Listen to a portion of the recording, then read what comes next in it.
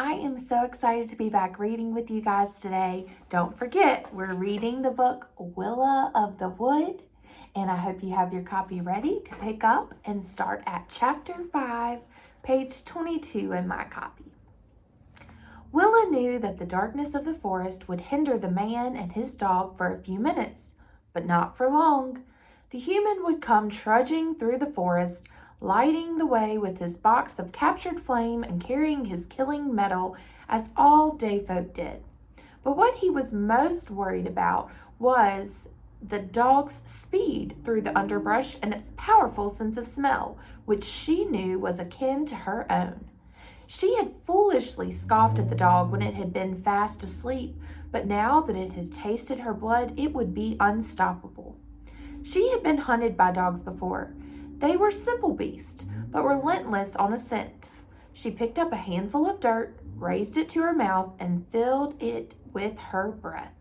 Then she cast it wide behind her, dispersing the scent of the direction she'd taken.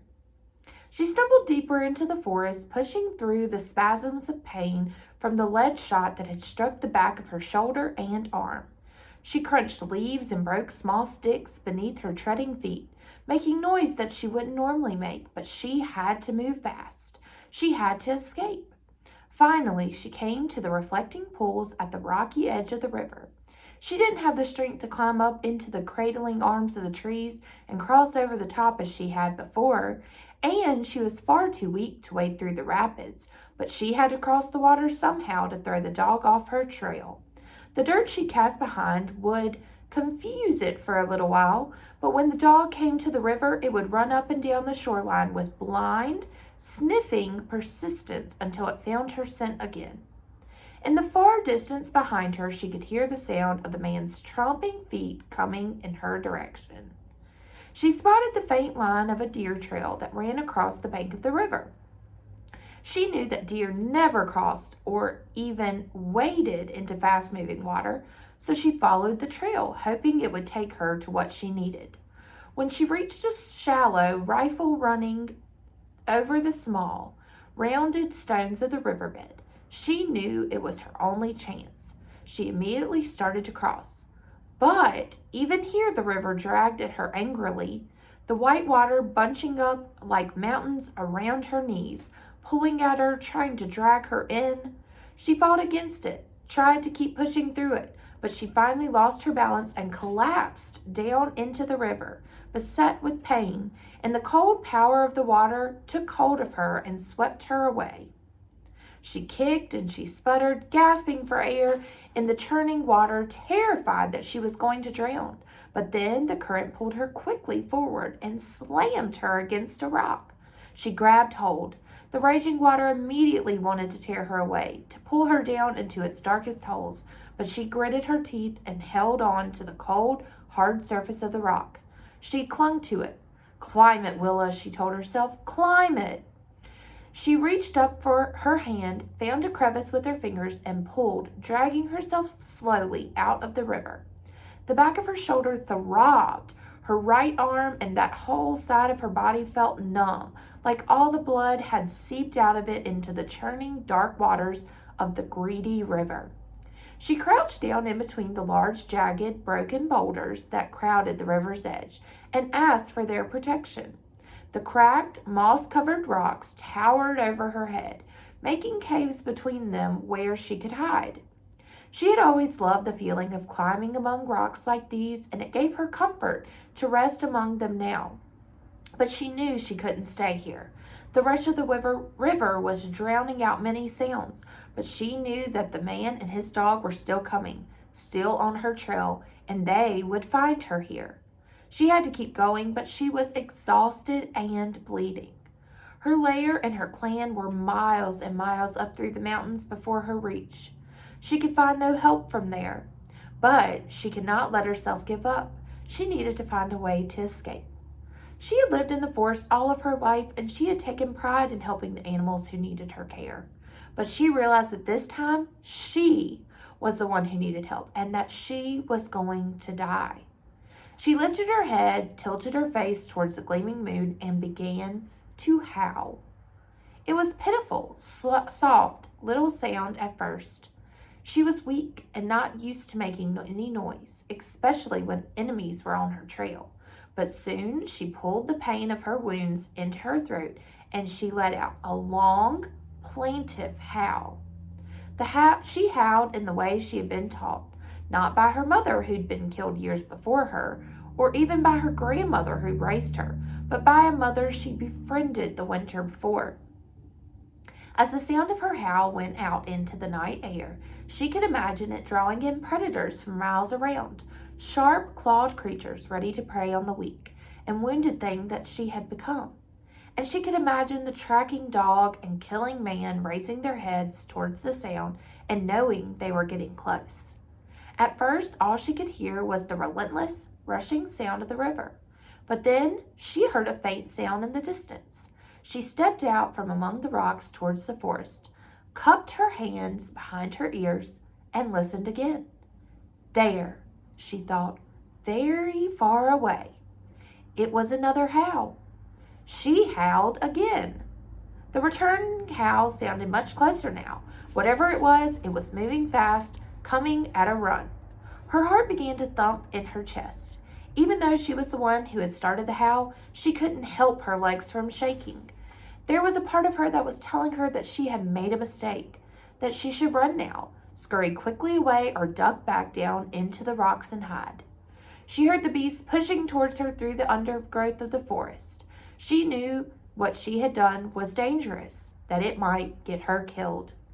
Very close now, a pair of silvery, moonlit eyes peered at her from the darkness of the forest.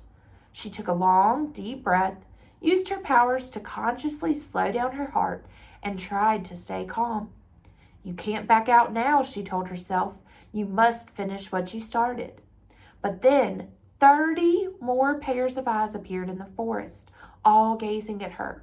Not just one had come, but many. She looked towards the closest pair of eyes gazing at her from the darkness.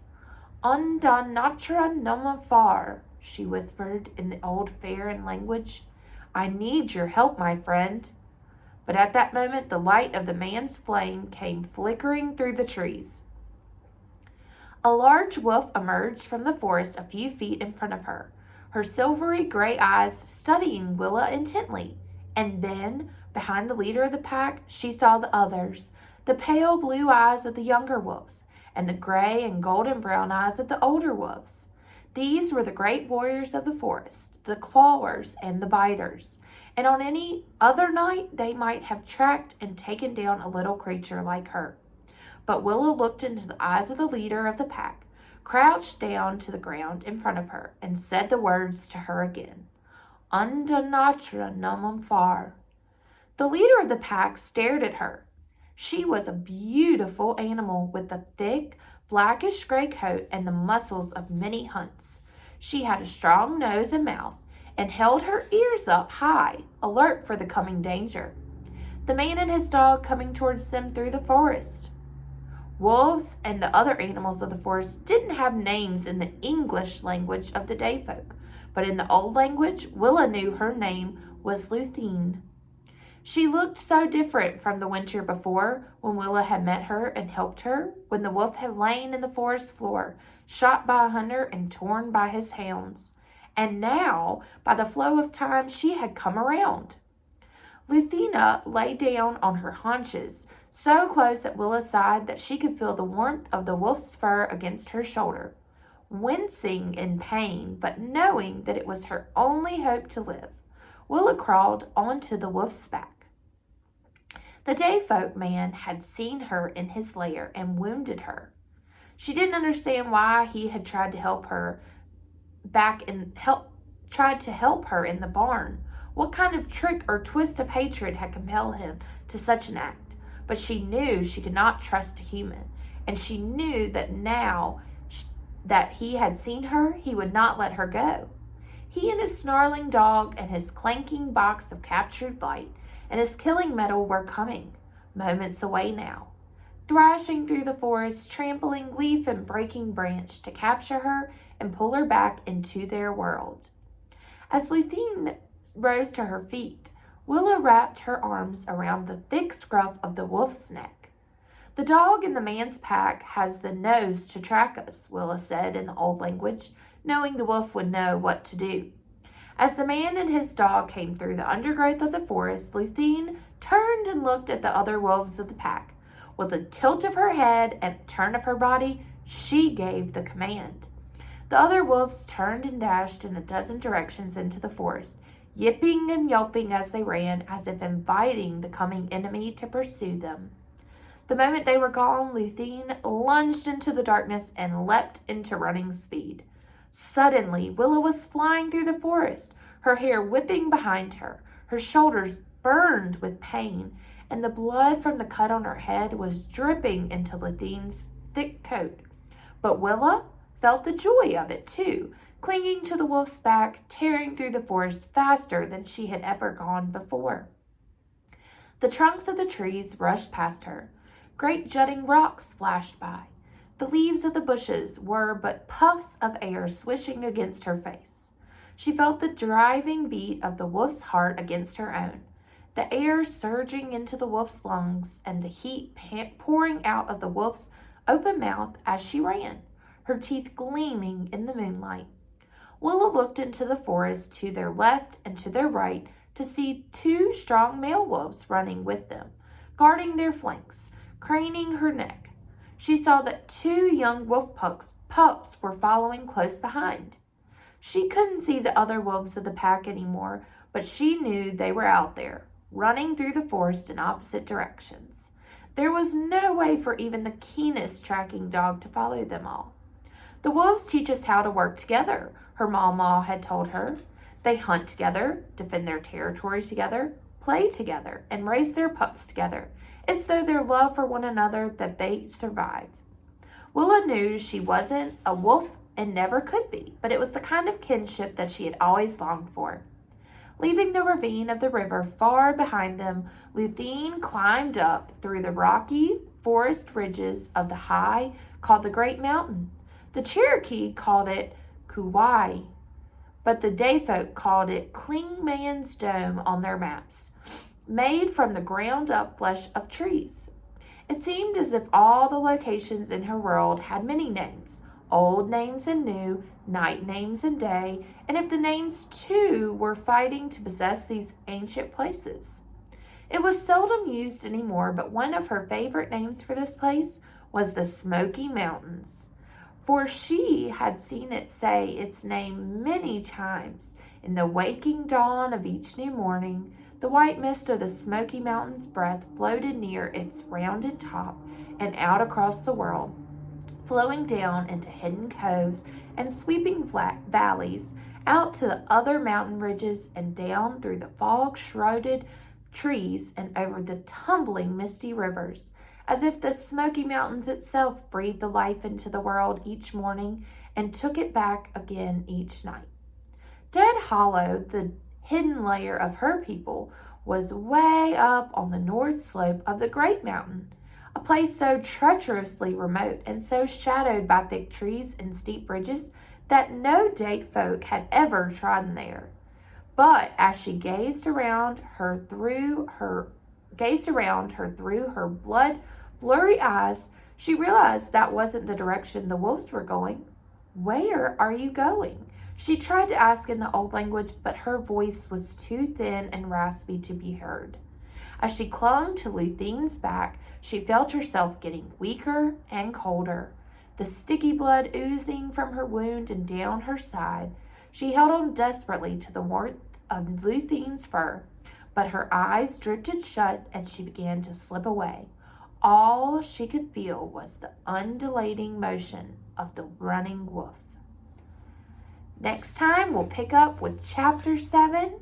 Thanks for joining.